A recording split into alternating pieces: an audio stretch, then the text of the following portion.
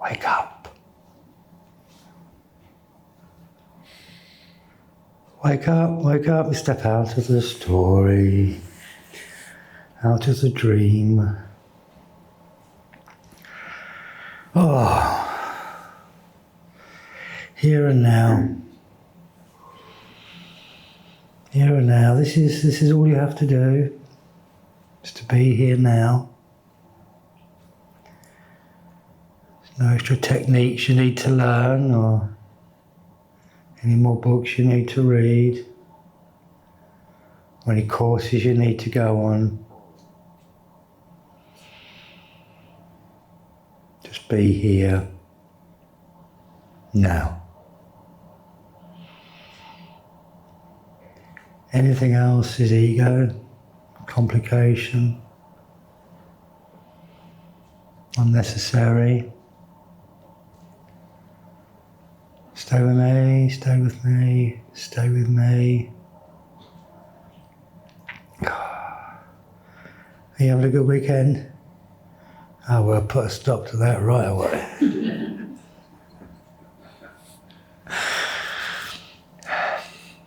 I used to get told off for this, and I've lost a lot of friends on the way, really, for this.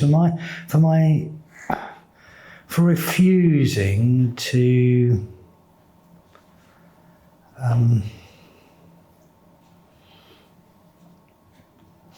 continue to look at the darkness. You know, for many people in mindfulness, it's all about lovely things, isn't it? And the world's all shiny and bright and sparkly and pink clouds and unicorns, and that's mindfulness. And there's only room for happiness and joy and love and kindness and pink fluffy bunnies. But mindfulness isn't about that. Yes, we get to experience the miracle of creation and delight in nature and art and music and fabulous things in this world. But waking up is becoming aware of the dark as well as the light. It's seeing things as they truly are, not how we would like them to be, because it's only by seeing things as they truly are we able to make conscious changes. There was James's talk earlier, talking about the darkness in him that he became aware of. It's only through seeing your own inner darkness can you effectively grow and evolve and ultimately put more light into the world. So I make no apologies about this class, but it comes with a trigger warning. I want to point you towards the darkness, and that's not the same as engaging with it.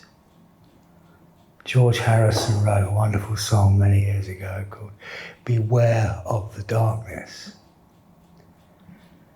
Be aware of the darkness, but beware of it, because it has a tendency to pull you in. Yeah? And it's very important that when we're observing this, we're observing it from this place of awareness. Yes, that's dark, but I'm not being sucked into it, and that's the big challenge. I'm bringing it into the light of my awareness. I'm aware that this is how things are, but I'm not engaging in it. Do you see? Where do we start? Where do we start? I got completely lost, as you do sometimes in YouTube. Now, YouTube takes you some funny places sometimes, doesn't it?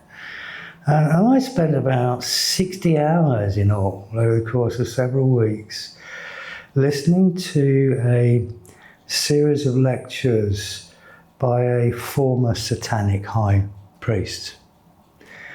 He was quite openly exposing Satanism and what it is and how it works, which I thought was quite an interesting thing to watch, and indeed it was.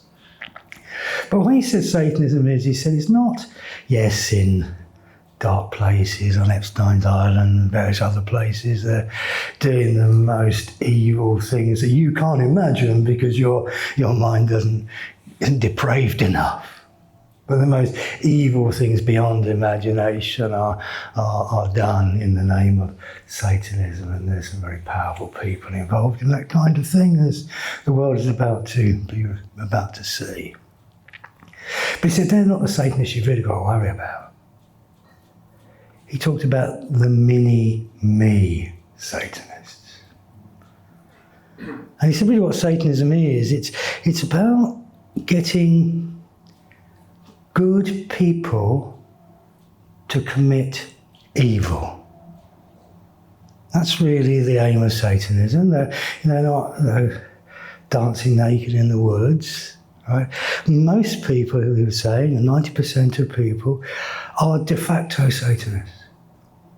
That they act in ways that are bad, harmful to others, and they may believe they're fully justified in that. And he said that Satanists come in many forms. You get Christian Satanists, you get Muslim Satanists, you get Jewish Satanists, you get atheist Satanists. They may have this label, this veneer, but when you look at the actions, it's an abomination of natural law. He says what Satanism really is about manipulating human consciousness to manifest hell on earth. Did you know that you manifested reality?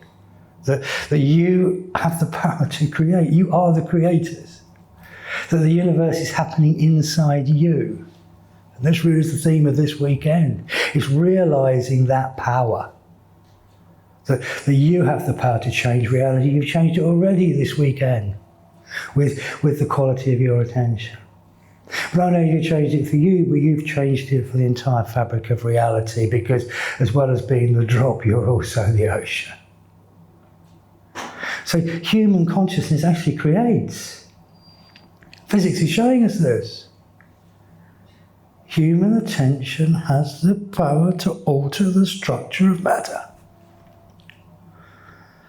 Wow, did you know you were that powerful? And the way that is affected depends upon your vibrational expression, what you are putting out into the world. And he says what Satanism is really hijacking human beings' potential to create. And instead of creating the paradise on earth, which is here for us all to experience and delight in,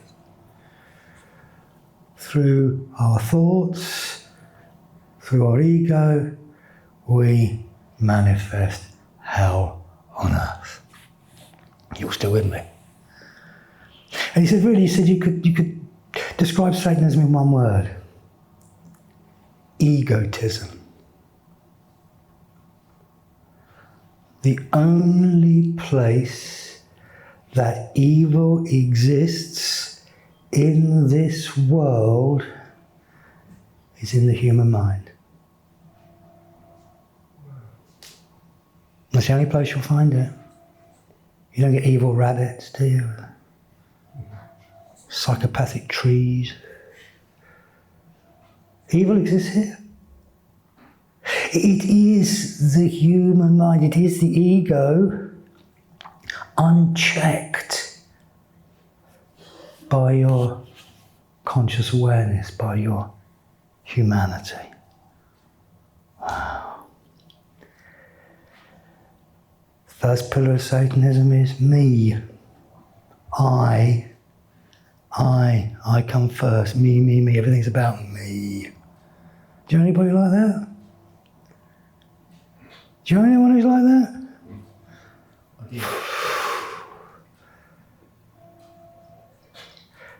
Satanists through their behaviour.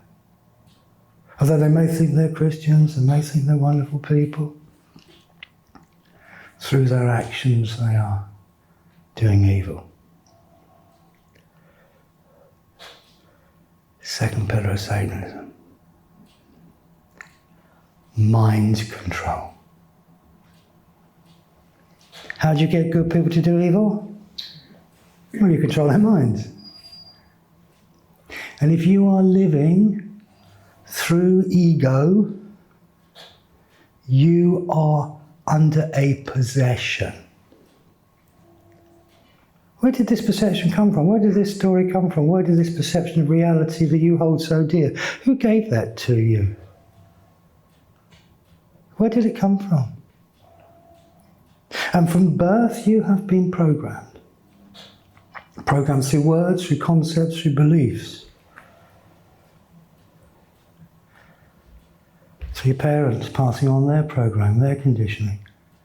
How many people here, I've had a few conversations this weekend, just actually relaxing and just suddenly that feeling of guilt, shit, I'm not stressing, I'm not rushing.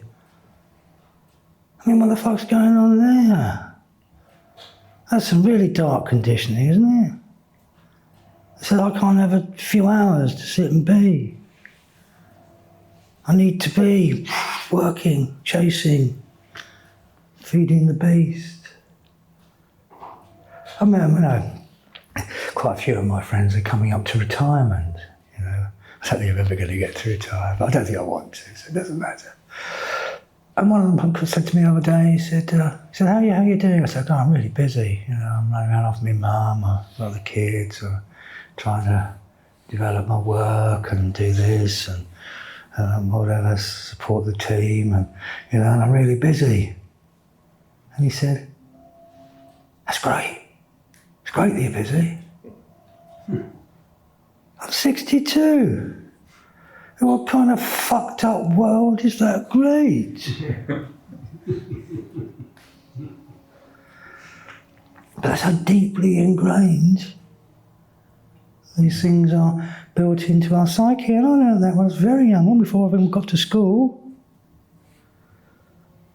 These ideas, how you should be striving, you should be chasing, you should be measuring yourself in these ways, with your possessions, with your status. These are all embedded really before you get to school. And then the programming really starts. What's the first thing you learn at school? Sit down, shut up, do as you're told. And then they stick you in the uniform. What's that saying? Conform. I'm not saying you're a unique expression of consciousness. Let's see what talent and expertise and how we can nurture you and coach you to be this incredible individual expression. No, it's be the same. Follow the rules. Conform. There's a famous psychology experiment. I don't know quite how they did it, but they measured children's creative potential at 4 or 5. And then again when they'd finished their formal education. And they had basically no creative potential at all by the time they finished their education. They were far more intelligent when they were 3. What is the purpose of education? When primary school education was made compulsory in this country, I think it was 1847 Education Act, they made no secret as to why. It was to control the masses, to control the minds of young people, and mould them into factory fodder or cannon fodder, whichever suited them at the time.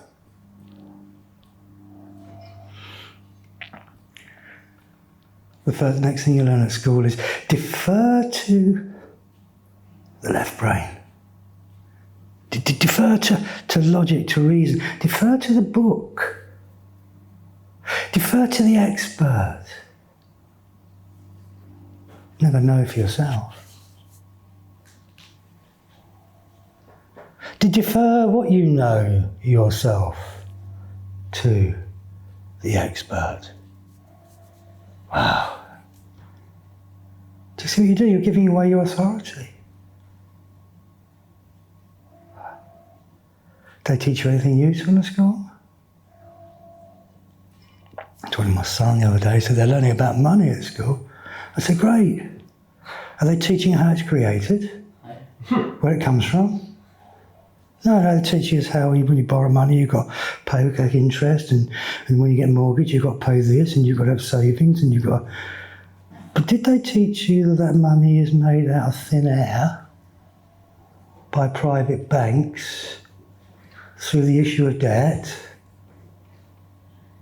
Did you know that? That 97% of money is entirely fictitious. It exists only in the minds of men and on the mainframes of banks' computers. But the interest is real. Now follow my logic.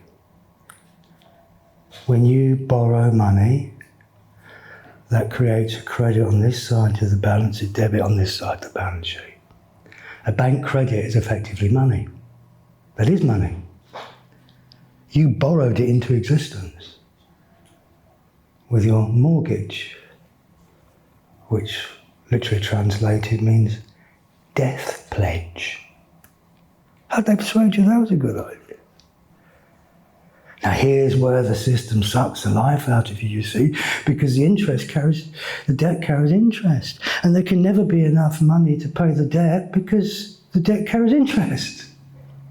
So the debt can't be repaid, and if it was repaid, there'd be no money, and that'd be terrible. But what it does mean is, over a period of time, all of your wealth, your enterprise, your creativity, your life force is sucked off to the money masters so they can do evil things with it on Epstein's Island. That's why you're all in so much debt. Because you're slaves. You're slaves to the money system. And if you can create money out of thin air, you can buy any government you want.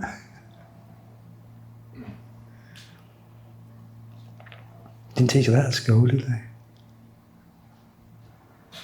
But I've got to get you to believe in the system, to buy into the narrative.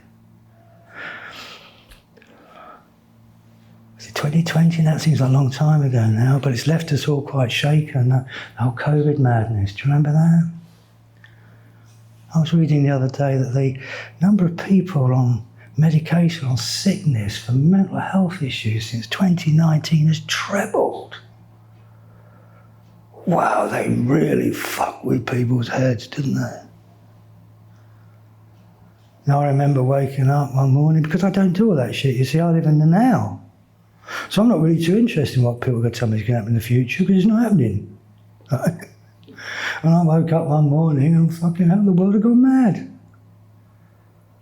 What the hell is wrong with these people? They're all terrified. What's going on? I can't see anybody dying. I can't see anything. I can't see anything to be scared about. But they're all scared. What's going on? Because I don't watch the telly, you see. Didn't know. You'd all been terrified, witless, and told you're all going to die. And that if you touch somebody, you might kill them. Or if you went near somebody and they breathed on you, then... I didn't know none of that shit. I was just looking out the window and it was all fine. It was a lovely day. So it didn't really affect me. But what happened to people's minds? Do you remember the evil that good people did back then? Do you remember those people, caring people? And I've seen mums, lovely people, carers, watching old people die alone, refusing to let their loved ones see them. Children dying alone in hospices.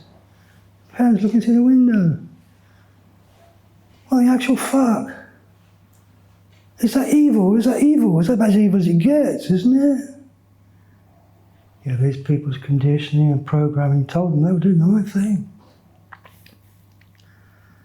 Remember teachers sticking masks on children. I mean, if you think that's going to stop an airborne virus, I've got a fucking bridge to sell you. Ludicrous. I mean, well, they were in a paint shop, would you? But it's going to protect you from a virus 5,000 times smaller than a particle of paint, anyway. But they did that, didn't they? Well, they did those little children. That was just fucking evil. I made myself very unpopular at that time because I couldn't see this evil. I couldn't watch these people do this evil to these children. I was seeing it every day, and I called them out, and they didn't like it. Because egos were defending their evil. On one occasion, one of my sons has got, it's much better now, but he used to have really bad asthma.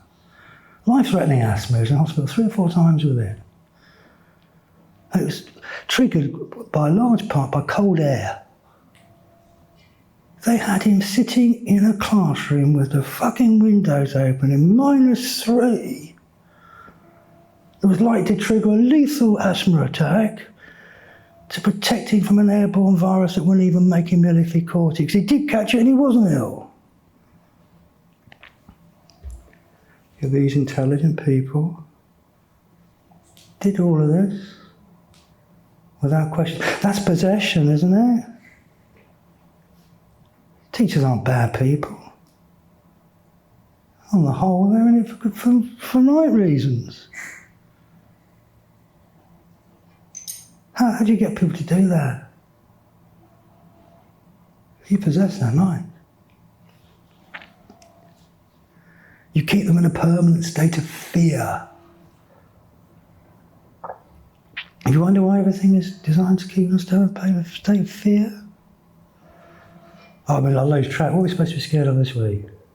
Who are we supposed to hate this week? Is it Russians? We moved on from them? Or, I don't know. Who is it? Jews? I don't know. Who are we supposed to hate this week? Can you see what they're doing with your mind? Can you see what that does to your vibration?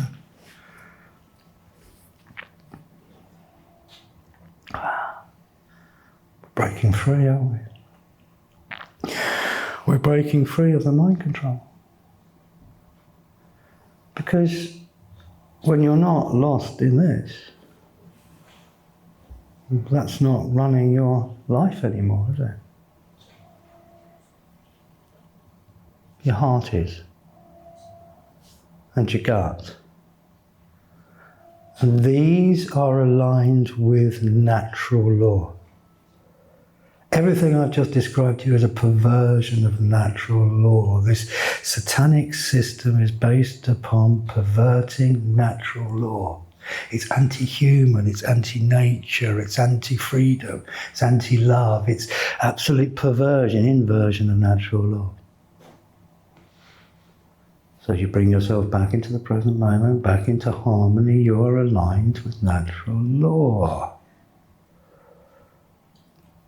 This is my law. My conscience is my law. I'm not interested in morality. Morality is satanic.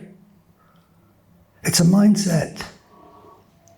In fact, in my experience, it's the most moral people that do the most dreadful things. Because it's morally right. No, I'm talking about higher authority. That one within you know. You know if something's right or wrong, don't you? Not in your head. Because this has told me awful things are right, and I've done terrible things that this has told me. But your body doesn't lie, does it? It knows whether it's right or wrong, doesn't it? Your heart knows. Because that's connected to natural law. Do you know the difference between right and wrong? Can anybody tell me the difference? It's very simple. If you're hurting somebody, if you are cheating somebody, if you are deceiving somebody, if you are manipulating somebody, if you are using somebody, if you're restricting somebody's freedom, killing somebody, stealing from somebody, that's wrong. And if it's not wrong, it's right. And nobody has the authority to tell you otherwise, because they're wrong. say this on camera, get myself in trouble. You get locked up for that.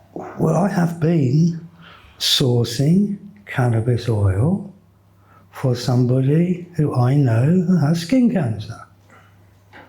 Because it's a very effective treatment for skin cancer. Now that is a criminal act. Am I breaking the law?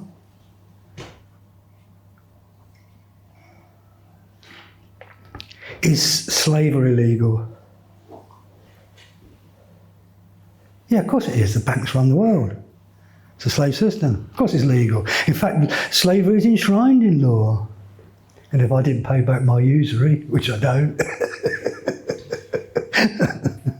there might be criminal penalties for that. So it's enshrined in law, slavery. Is murder legal? It depends, doesn't it? If they're Russian, it's all right. Palestinian, Jewish, it's all fine. Yeah. This is the higher authority. Is it right? No, it's not right. It feels wrong. I'm not doing it. Simple. And I have no right to stop you either. Because that's the third pillar of Satanism. Control. Control. Need to control others. To micromanage. And legalise depopulation. Legalise depopulation. Manipulation. God, fucking hell, I remember when they tried to force me to have an injection. Bastards. My body, my choice. Yeah, like fuck it is. Not now. Not when you want to give me that injection. That's wrong, isn't it? That's wrong. It's my body. I choose.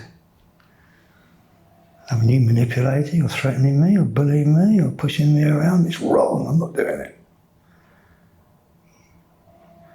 Kill me, but I'm not doing it. Because it's wrong. What kind of world would we live in if we lived by that higher authority? We did what was right. Rather than being manipulated into doing what's wrong. What kind of world would you create?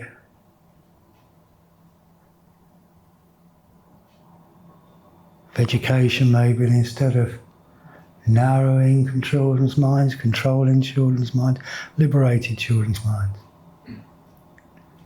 Open children's minds up to new possibilities. Creative expression. Or do I want to turn them into AI? They've successfully done it. I mean, people are scared about being replaced by AI, but I'd suggest many people are already AI. They've replaced themselves with it.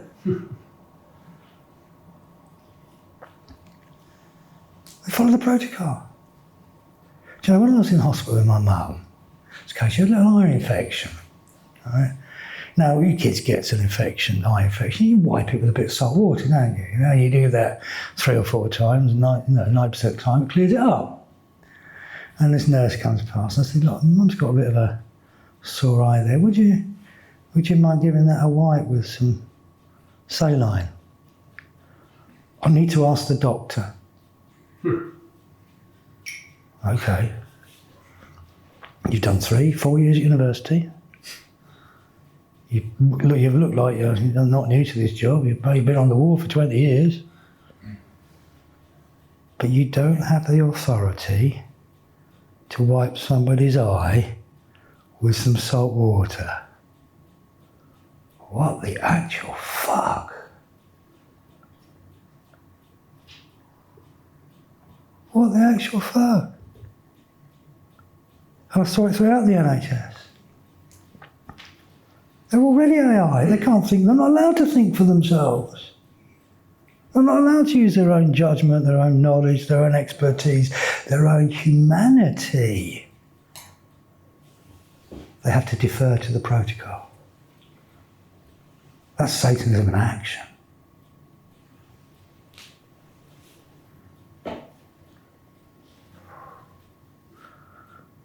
Possessed.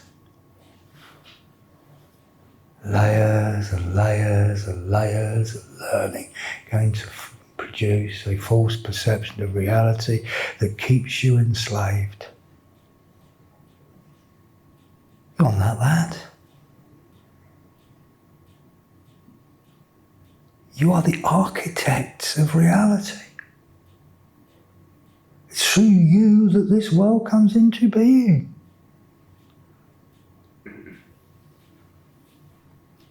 You're not slaves.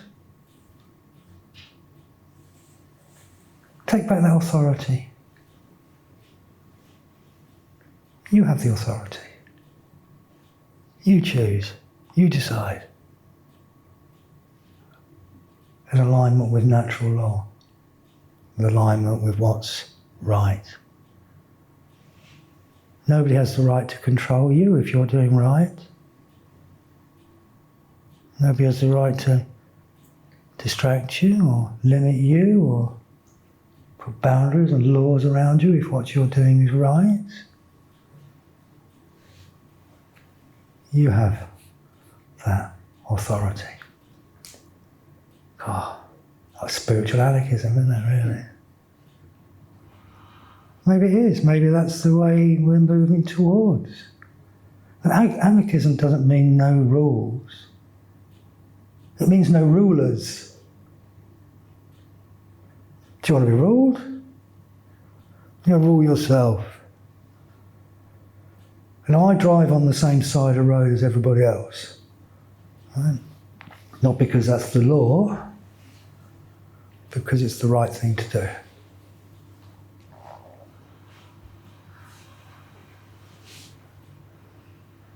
That's the higher authority. So now you realise that you've been living in a satanic system. It all kind of makes perfect sense. No wonder it's been stressing you out, because that's the aim of the game.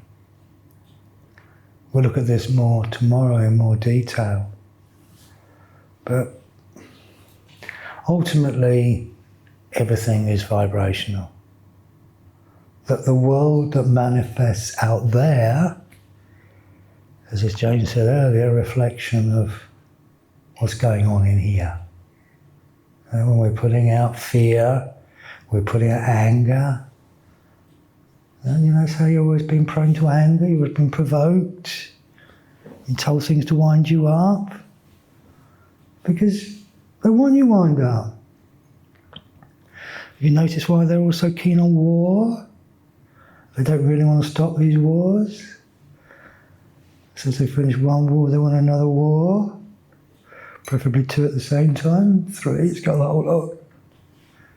Why is that? Why do they want war? I don't care who wins the war, it doesn't matter who wins the war, that's not the whole point. The war itself is the point. Because war causes so much suffering. Not just for the people fighting it, but for those at home. And lowers human vibration. Why is everything on the news designed to wind you up or scare you?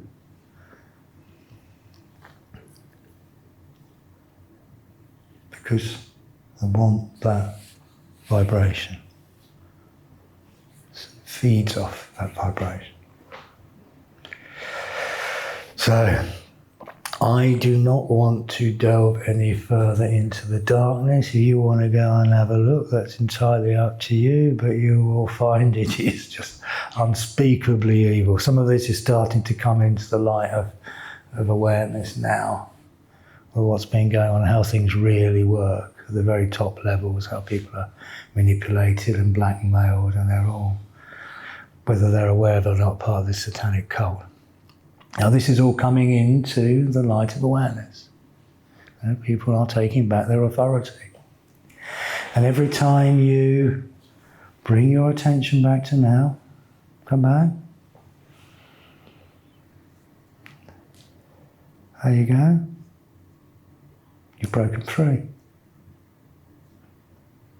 You've broken free of the mind control.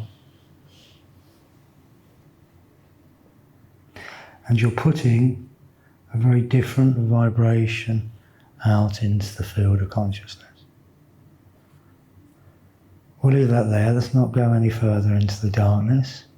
Don't dwell there, because you start looking at this stuff too deeply, it will take you down some awful rabbit holes.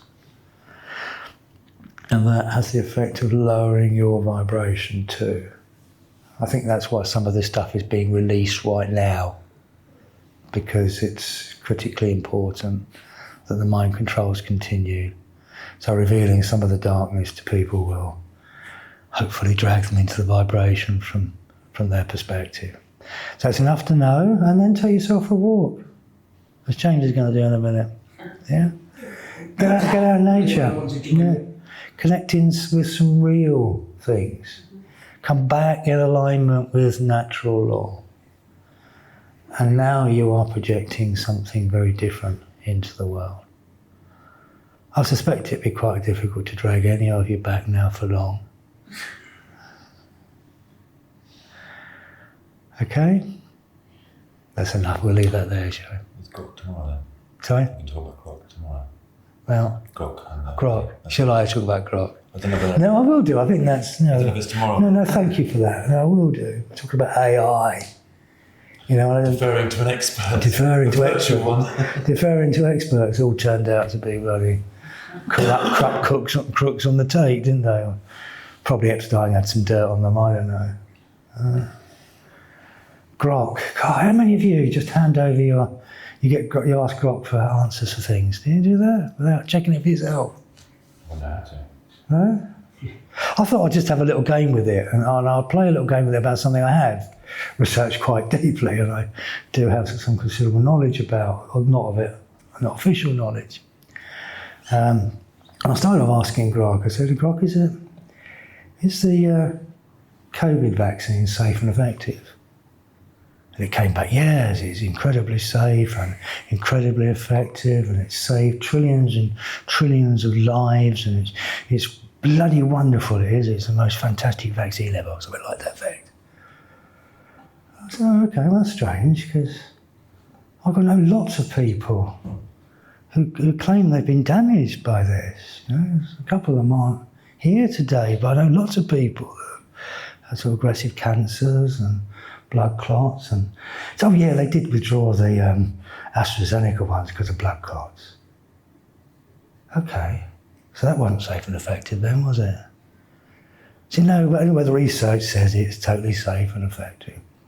So I said, where did this research come from? Well, it came from the Pfizer trials and the Moderna trials and this trials and whatever. And I said, correct me if I'm wrong, but won't Pfizer fined umpteen £1 billion for this fraud and £25 billion for this fraud and this fraud? And Grok gave me a whole list of all the fraud convictions that Pfizer and the rest had done. It ran into hundreds of bloody billions of pounds for fraud and corruption, deception, and outright fucking lying on their data and research. So I said to Grok, well, you just told me these people are fraudsters and liars. Why are you assuming their data is the authoritative source? You just told me that they're corrupt. He says, yeah, but it's also from the CDC and the MRHA and the rest of it, and the Gates Foundation.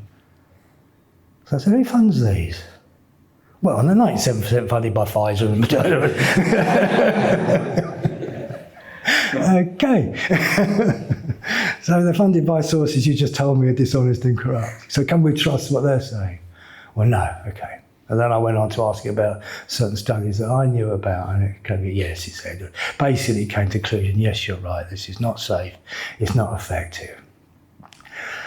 And I confessed to that, basically is what it said. And I said, well, now you know that and you admitted that. If somebody else was to ask you this question, would you give them the same answer you gave me? Yes. Unless they probe me like you did.